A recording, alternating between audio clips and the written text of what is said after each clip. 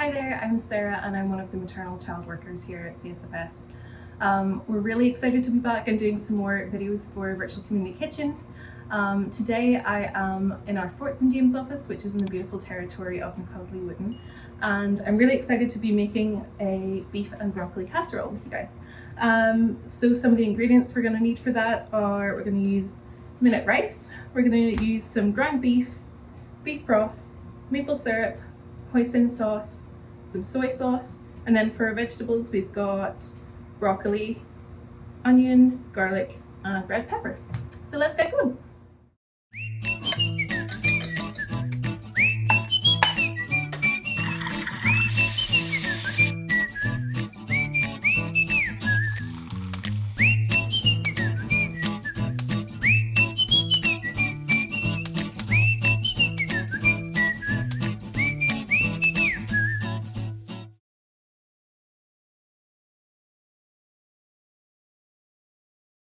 So I've just preheated the oven or the stove to 375 degrees Fahrenheit. So make sure you do that, that's an important step. And then we're going to take a casserole dish. So I've got one about this size. And if you have a non-stick spray like pan or something like that, go ahead and coat your casserole dish with that. I just have some olive oil, so I'm just going to put a little in the dish and then make sure it's spread evenly so we don't want anything sticking. So I'm going to use some paper towel to do that. Make sure it's coated pretty well. So you can see I've got some nice things prepared here. That's just my oven telling me it's nice and hot, which is perfect. So we're going to take, this is 2 cups of the minute rice or the instant rice. So for this recipe, it cooks a lot quicker if we use the minute rice or instant rice rather than the longer cooked rice. So that's just why I'm doing that. And we're going to make up a sauce in a minute to put over it so that there's plenty of moisture for it to cook.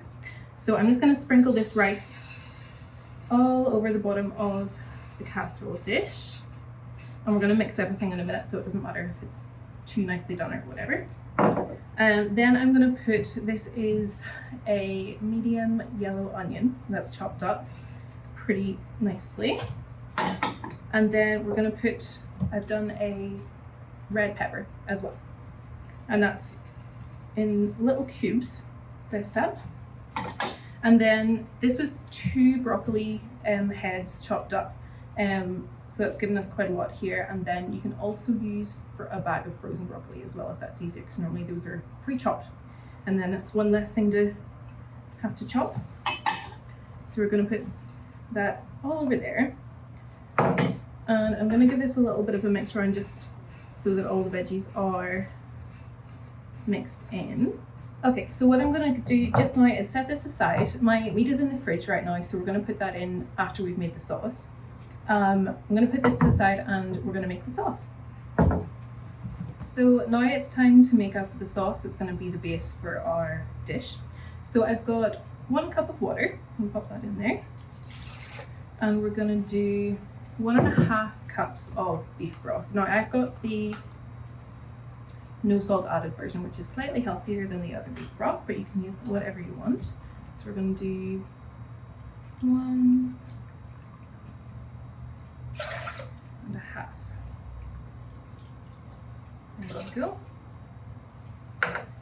And then I've got 1/3 of a cup of soy sauce. Now I'm going to try not to spill this. There we go. Perfect. And then we've got some maple syrup, which is a very tasty part of this. This is 1 tablespoon of maple syrup that's going in there. Now if you like it really sweet, you can always add more to your taste.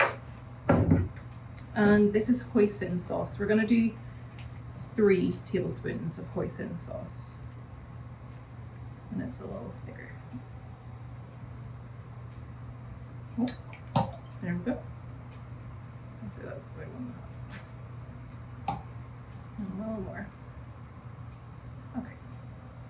And then we're going to do, now I've just chopped this garlic up really finely. If you have minced garlic in like a tube or a tub or something, that's also really good to use. But just kind of as small as you can get it.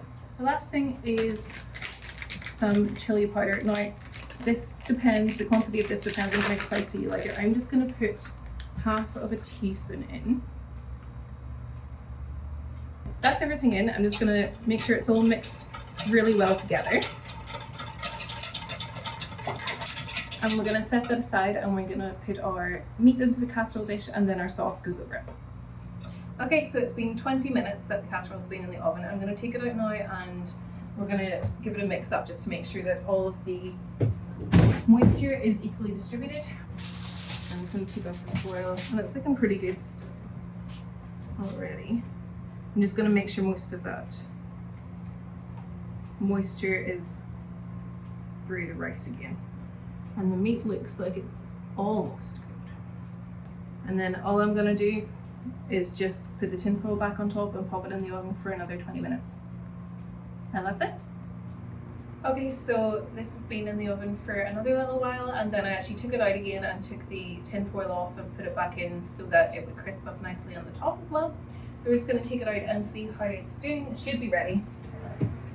So that looks good. So all of the meat is definitely nice and browned up and none of the rice looks crunchy, so it means it's good to go.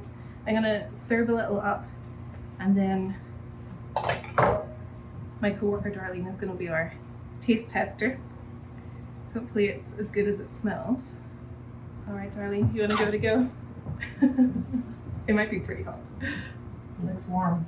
Yes, it does. And awesome as It well. looks delicious.